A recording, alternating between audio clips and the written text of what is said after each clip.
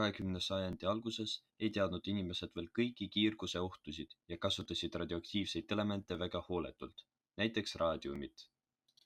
Raadium on 2,5 miljonit korda radioaktiivsem kui uraan ja seda lisati näokreemidesse, isegi hambapastasse ja koguni joogivette. Aga miks inimesed seda tegid? Vastus on lihtne, sest raadium helendas pimedas. Tundus lahe ja inimesed ostidki seda.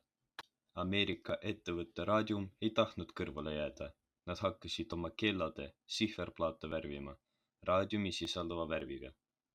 Selleks palkasid nad 70 naist. Ettevõte ütles neile, et see on täiesti ohutu ja pole midagi karta. Tegelikult vältis kogu juhtkond ja tehase keemikud ise raadiumiga kokkupuuded ning kandsid isegi põlikaitsed.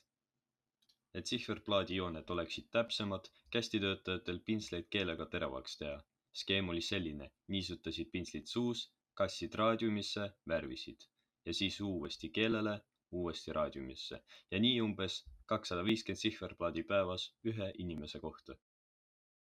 Pärast tööpäeva säras tüdrukute riietel ja kätel nii palju raadiumi, et need helendasid pimedas. Paljud värvisid isegi oma küüned selle ainega. Pool aasta pärast hakkasid kõigil tüdrukutel tekkima terviseprobleemid, pearinglus ja hammaste väljalangimine, kuid seda varjati ei räägitud avalikult. Ja 4 aasta pärast ilmus peaaegu kõigil kohutav sümptom, raadiumi lõualuu. Luud hakkasid lagunema ja lõualuu tuli eemaldada. 62 surid ära. Ellujäänud said aru, et see pole juhus ja kaebasid ettevõtte kohtusse. Nad võitsid kohtuasja ja said igaüks $10,000, kuid surid ka peagi pärast seda. Kohtulahend sundis teadlasi uurima kiirguse mõju inimestele, aga raha juhib maailma.